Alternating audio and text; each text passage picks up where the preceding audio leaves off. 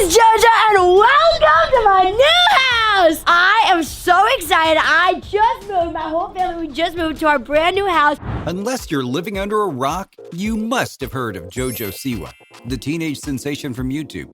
She's an American dancer, singer, actress, and YouTube personality, having a net worth estimated to be around $14 million as of early 2021.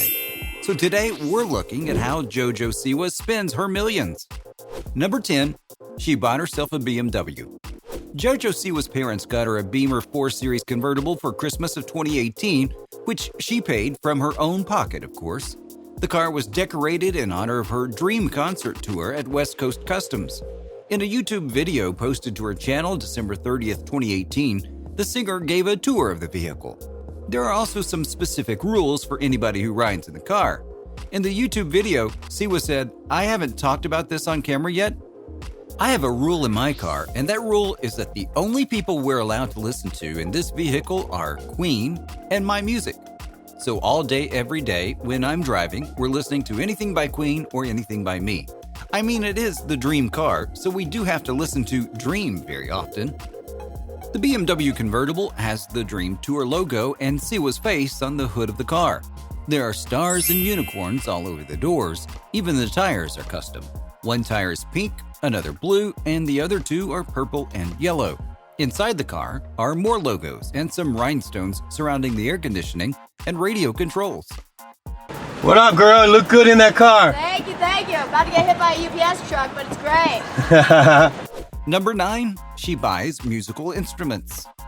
JoJo Siwa got attention from the public initially thanks to her dancing skills and personality.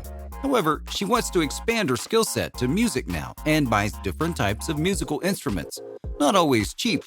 The first thing visitors see when they walk into her house is her grand piano that is worth around $750,000. She often shares snippets of her playing the piano on her Instagram account.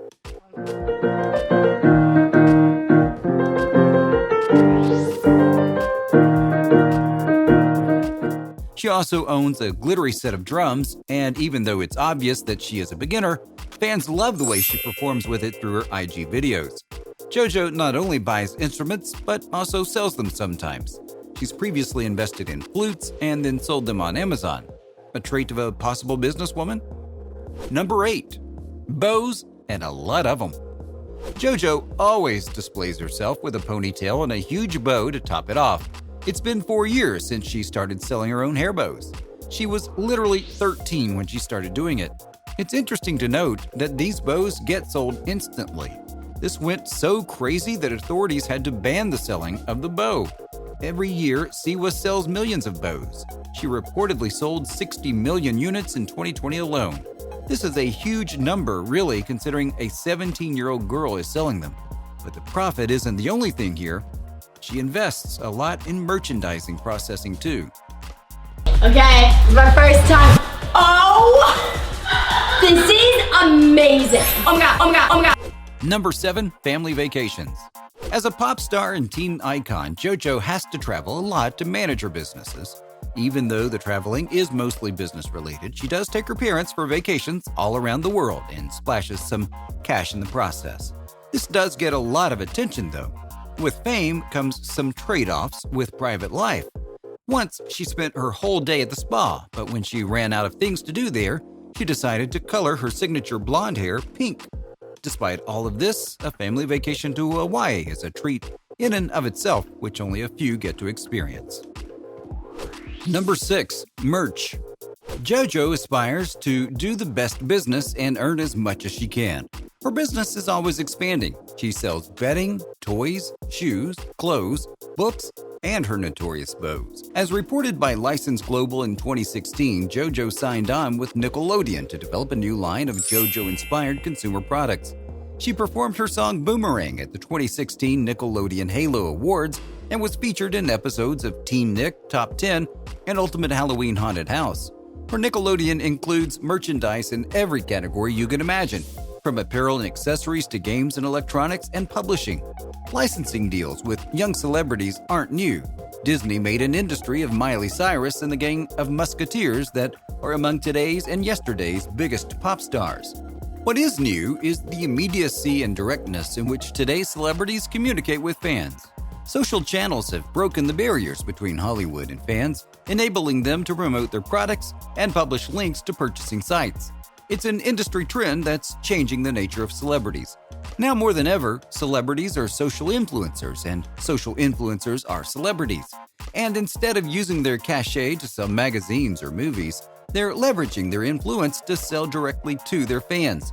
With all these profits, it's not clear just how much exactly she spends on the merchandising process, but we can guess it's in the millions. Her doll business right now is more profitable than Barbie's, so it is for sure that she would have to spend millions on the merchandising process. Number 5. Birthday parties. If there is one thing JoJo Siwa loves as much as bows, it's extravagant parties. She throws a huge party every year. Social media content creators, influencers, celebrities, YouTubers all come to visit. When JoJo reached 16, she gave one of the biggest parties in Hollywood.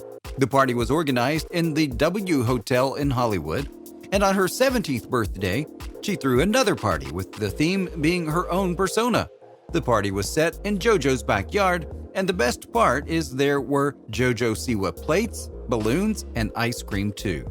To set up such a big party isn't easy, and the cost involved in these sorts of parties is huge. Number 4. She bought her very own 7-Eleven. Siwa transformed a part of her house into what she calls her very own 7-Eleven. It features a slushie maker, a pizza rotator, a nacho machine. Just like many teenagers, she absolutely loves nachos and junk food. The nacho chips are not complete without the cheese though. JoJo also has a cheese dispenser, just like the ones they have in movie theaters. Not to mention, she has a whole closet filled with candy, since one of her most famous songs is called Kid in a Candy Store. She feels it's only logical that she lives what she preaches. Number 3. Custom-made clothes. JoJo's personality is driven to focus on teenagers and small girls.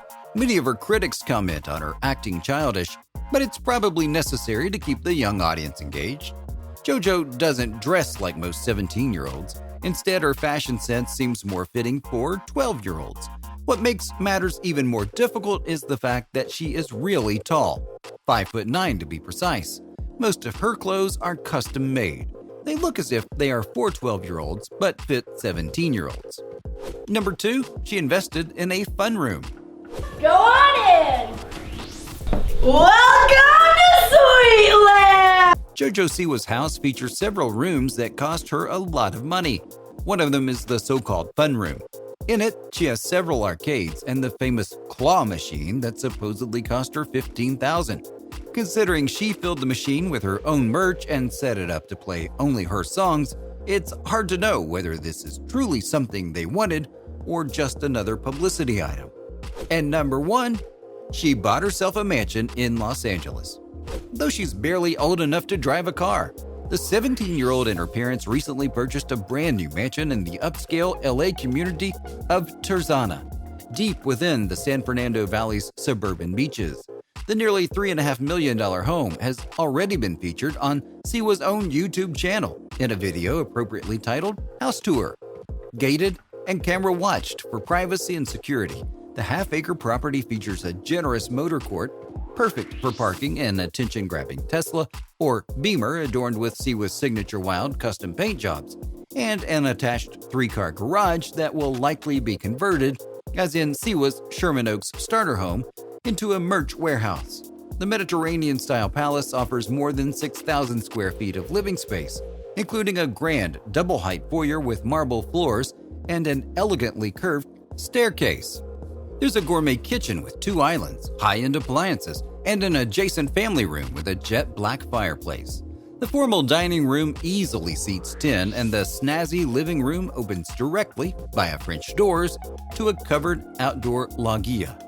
There's also a convenient wet bar trimmed in some sort of exotic wood, though Siwa has already converted that into an age-appropriate candy bar with jars filled full of sugary goodness. Like Siwa herself, the house is colorful and chaotic.